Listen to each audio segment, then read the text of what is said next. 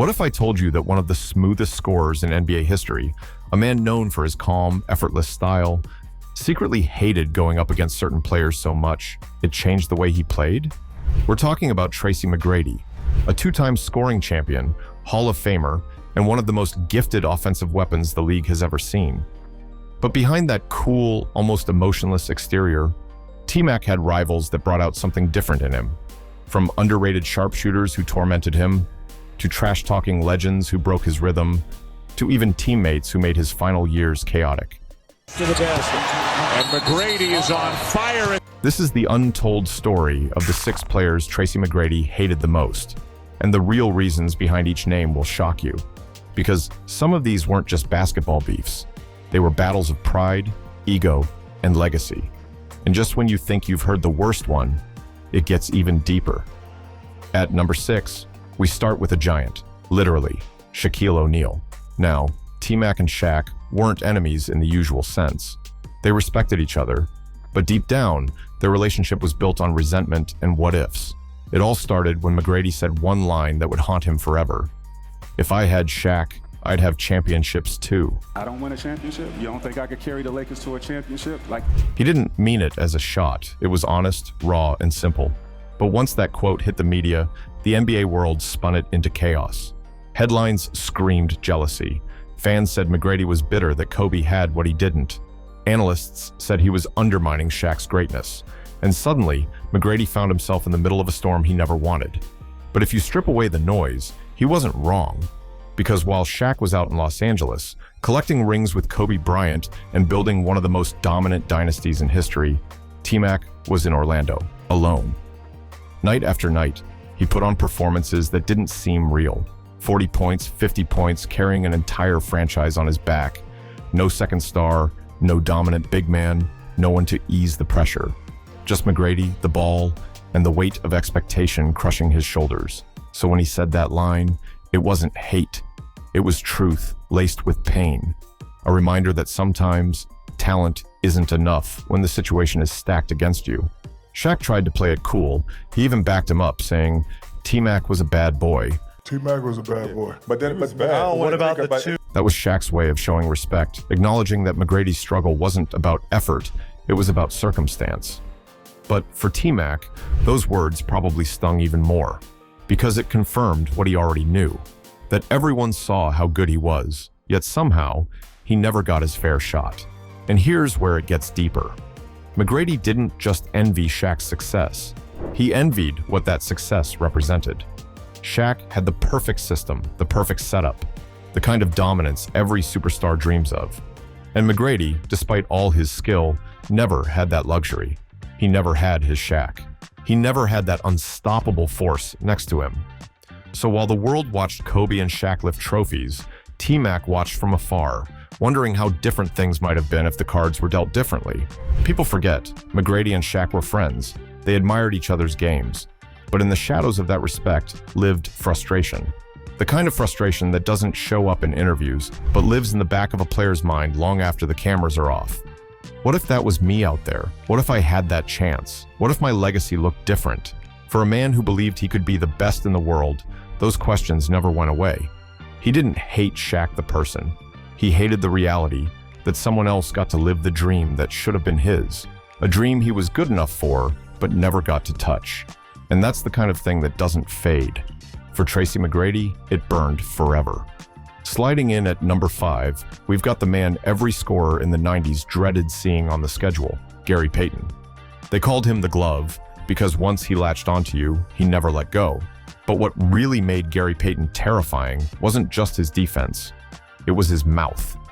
This man could talk trash for 48 straight minutes without taking a breath. No filter, no mercy, just pure verbal warfare. And for a player like Tracy McGrady, who thrived on rhythm, flow, and calm under pressure, that was torture. Payton wasn't just a defender, he was a disruptor. He knew how to get under your skin before you even broke a sweat.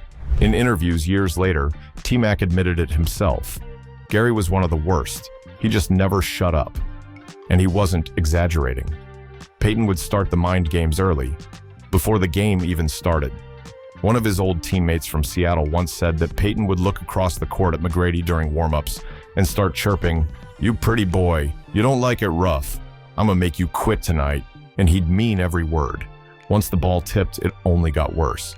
Peyton would hound McGrady up the floor, bumping him, talking in his ear, throwing shade after every miss, and laughing after every turnover. The thing about McGrady was, he wasn't built for chaos. His game was smooth, elegant, and almost effortless. He wasn't the type to scream back or swing elbows. He was all about skill and finesse. And that's exactly what made him an easy target for someone like Peyton. Because Gary didn't just play defense on your body, he played defense on your mind. He'd make you question yourself, every dribble, every pass, every shot. He'd turn basketball into psychological warfare. McGrady, as gifted as he was, struggled with that kind of energy. You could see it sometimes. The moments where his shot selection got wild, or when he'd stop moving off the ball, almost like he was trying to shake off the noise. But with Gary Payton, the noise never stopped. There's even a story from one Magic versus Sonics game where Peyton spent the entire first half jawing at T-Mac, holding him to just 2 points. By halftime, McGrady was so frustrated that he told his coach, "Man, I can't even hear myself think out there." That's how effective Peyton was. He didn't just play the game, he controlled it. But here's what made it worse for McGrady. Peyton loved players like him, the smooth, flashy, highlight reel types. He saw them as soft until they proved otherwise. And every time McGrady faced him, Peyton went out of his way to test his toughness, both physically and mentally. It wasn't personal. That was just Peyton's DNA. But to McGrady, it felt like a personal mission to humiliate him.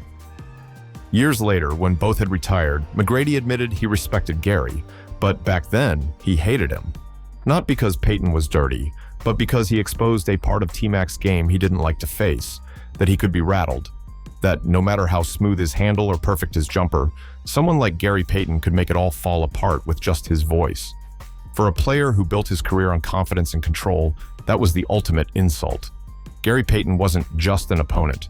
He was a mirror reflecting McGrady's most uncomfortable truth. And that's why, out of everyone he faced, Gary Payton was one of the few who truly got under his skin. For T-Mac, it wasn't just about losing battles on the court.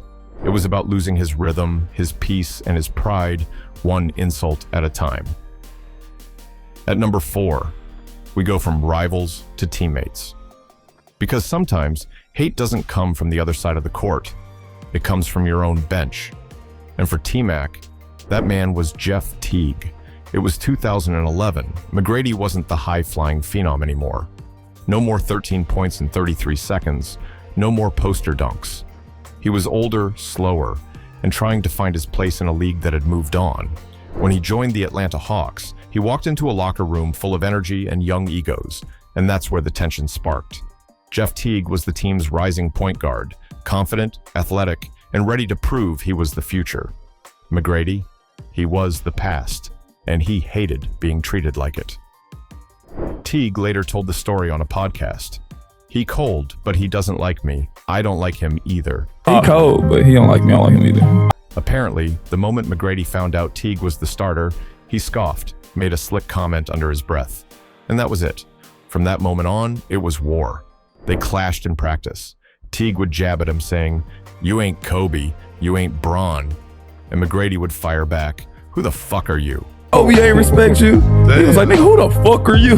The energy was toxic. It wasn't about basketball anymore, but it was pride versus ambition. The legend versus the newcomer. One trying to prove he still had something left, the other trying to prove he'd arrived. Teague even admitted he wanted to fight McGrady. "I told my boys, we'll jump him when we get to Indiana." I said, I'm having niggas jump that nigga. So wait till we get to Indiana. Luckily, teammate Marvin Williams stepped in before it went too far. Years later, when Teague retold the story, McGrady saw the clip online and fired back with a comment that summed him up perfectly. "Niggas say anything on these podcasts." Classic T-Mac. Cool on the surface, but still salty underneath. That moment captured the reality of McGrady's final years, a legend stuck between eras, fighting not just younger players, but his own pride. Because the truth is, it wasn't really Teague he hated. It was what Teague represented. The end of his own prim. In third place, It's the name you already knew was coming, Kobe Bryant. Now, this wasn't hate born out of malice. It wasn't beef over words or fights. This was something deeper, competitive hate, the kind that lives in the hearts of legends who see their reflection in each other. For years, the question chased them both. Who's better, Kobe or T-Mac? And for just as long, neither of them ran from it. McGrady once said something that would echo through his entire career. If I had Shaq, I'd have rings too. It wasn't meant as a shot. It was honesty. But the media twisted it. Fans called it jealousy. Analysts called it arrogance. And for Kobe, he took it personally. From that day on, the rivalry wasn't just skill for skill, it was legacy for legacy. There's a story told by Shane Battier that captures it perfectly. McGrady was lighting up the Lakers, 30 points through 3 quarters. He was in full flow, unstoppable. Then Kobe turned to Mike Miller on the bench and said calmly, "You know what the difference between me and him is? He's done. I'm just getting started." And then, Kobe went out and dropped 20 in the 4th quarter to win the game. That was the difference. Not talent, not skill, but mentality. And for McGrady, that cut deep, because he knew Kobe was right. He didn't hate Kobe as a man. He hated what Kobe represented, the version of himself that made it. The one who stayed healthy, got the help, and built a legacy on top of killer instinct. Every highlight, every comparison, every late-night debate on ESPN, it was like looking in a mirror that reflected everything McGrady could have been. Talent for talent, they were equals.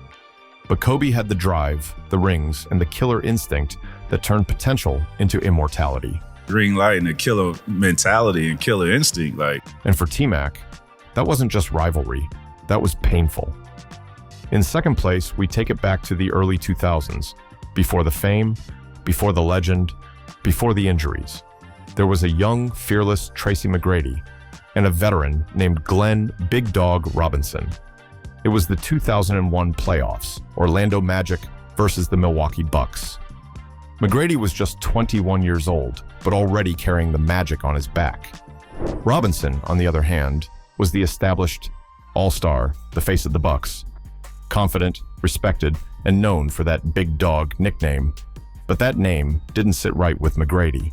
In his own words, he said, "They was calling him Big Dog. I was a puppy dog in that series. I was so disrespectful." I was so disrespectful, but nah, he was tough. I had mad respect. And he meant every word. From game 1, T-Mac came in with a chip on his shoulder and something to prove. Robinson represented the old guard, the players who didn't believe the new generation had earned their stripes. And McGrady made it his mission to silence that doubt. He didn't just beat Robinson, he embarrassed him.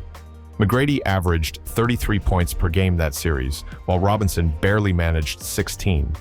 Every jumper, every dunk, every crossover came with a smirk, a glare, or a stare down that said, "I'm the big dog now." It was dominance, but also defiance. McGrady wasn't just scoring, he was making a statement to the entire league that this young, lanky kid from Auburndale wasn't next. He was now. And when he later said, "I shut him down and I took pride in that," you could still hear the pride and the venom in his voice.